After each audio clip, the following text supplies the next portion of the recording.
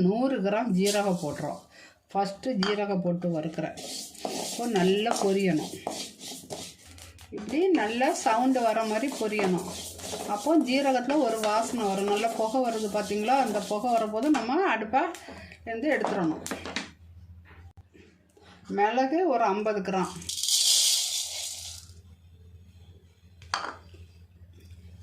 இது அதே மாதிரி புகை வர மாதிரி வறுத்து எடுத்துட வேண்டியதான்.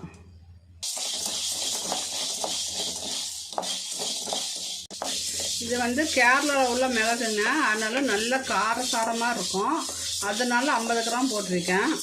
இந்த மிளகு கூட நம்மள்ட்ட சேல் பண்ணுறோம். வேணும் உள்ளவங்க நமக்கு வாட்ஸ்அப் காலில் மெசேஜ் அனுப்புங்க, இல்லாட்ட ஃபோன் பண்ணுங்கள். நம்ம ஃபோன் நம்பர் 9940474017. மிளகு வறுத்தாச்சு, இதை கொட்டிடலாம். 35 கிராம் வெந்தயம், இது சிம்மில் வச்சு சிகப்பாக வறுக்கணும். பொறுமையாக இதெல்லாம் வறுத்து எடுக்கணுங்க, கரியக்கூடாது. கரிஞ்சினா குழம்பு பொடியுடைய கலர் மாறிடும். வெந்தயம் நிறைய போட்டாலும் கசக்கும். இது பாருங்க, நல்லா பொரியுது பாருங்கள். அடுப்பில் சிம்மில் வச்சுட்டு இதை இறக்கி நம்ம கொட்டிடலாம். 30 கிராம் கடுகு,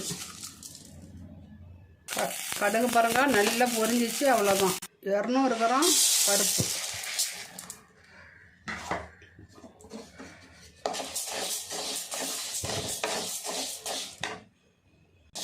இது சிம்மில் வச்சு இந்த நிறம் மாற அளவு நம்ம வறுத்துற வேண்டிதான். நல்லா கையில் எடுத்தோன்னா நல்லா சூடாக இருக்கணும். இப்போ லைட்டாக தான் சூடு வந்துருக்கு, நம்ம அதை மாதிரி எடுக்கணும்.